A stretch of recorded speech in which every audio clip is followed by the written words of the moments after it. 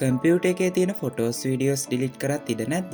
එහෙනම් මේ වීඩියෝ එකේ තියෙන දේවල් try කරන්න.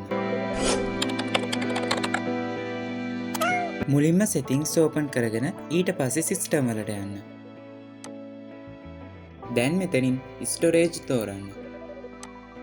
මෙතනින් තමයි ඔයාගේ storage එක මොනවටද use වෙලා තියෙන්නේ කියලා වෙන වෙනම බලා ගන්න පුළුවන් වෙන්නේ.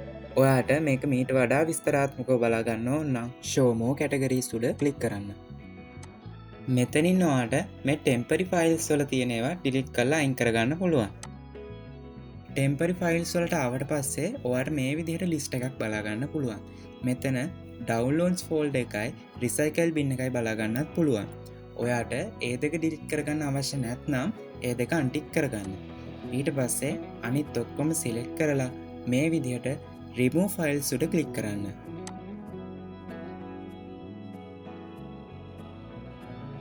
මේ temporary files වල ඔයා Windows update එකත් select කරාට ඒක delete වෙන්නේ නැති වෙන්න පුළුවන්. ඒකට හේතුව වෙන්නේ ඔයා සමහර විට මේක update කරාට restart කරලා නැති වෙන්න පුළුවන්.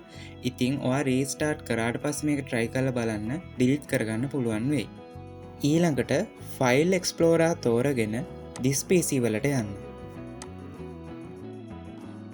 දැන් මේ විදියට C drive එක උඩ right click කරලා properties වලට යන්න. ඊට පස්සේ මේ open වෙන window එකේ general tab එක තෝරගන්න. එතනින් disk cleanup click කරන්න. දැන් මේ විදිහට ඔයාගේ disk එක scan වෙනවා බලා ගන්න පුළුවන්. ඊට පස්සේ මේ open වෙන window එකේ ඔයාට අනවශ්‍ය files list එක බලා ගන්න පුළුවන්. ඊළඟට මෙතනින් ඔයා clean up system files උඩත් click කරන්න. දැන් මේ විදිහට computer එක ආයෙත් scan වෙනවා බලා ගන්න පුළුවන්. මේකෙන් පස්සේ ඔන්න ඔයාට computer එකේ අනවශ්‍ය files list එක ඔක්කොම බලා ගන්න පුළුවන්. ඊට පස්සේ මේ list එකේ ඔක්කොම files ටිකව තෝරගන්න. ඔයාට අවශ්‍ය නම් මෙතනින් recycle bin එක delete නොකර තියාගන්න පුළුවන්.